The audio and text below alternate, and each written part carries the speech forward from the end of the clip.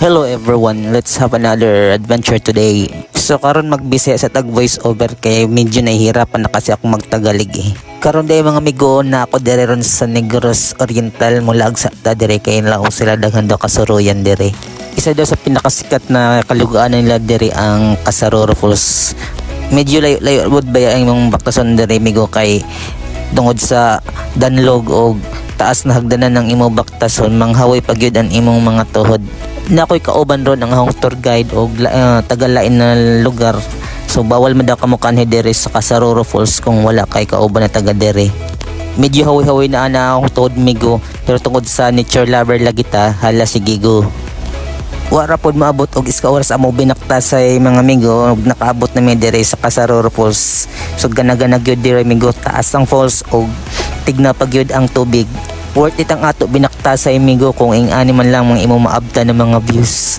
Makakanto na lamang ka na wag muna tayong umuwi.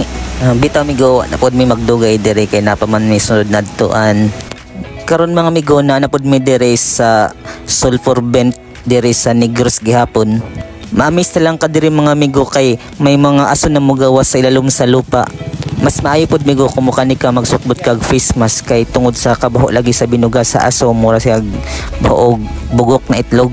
Nakilayan sab ang Negros na hamok mga bulkan busa ang mga kapaso sa ilayom sa lupa diri ng gawas makita ra nimo ini sila sa dayan. Wala na sabi magdugay diri migo pag stay kay tungod sa kabaho og sa sulfur na gibuga sa lupa. Ang sunod na nagikadtuan mga migo ang Pulang Bato Falls.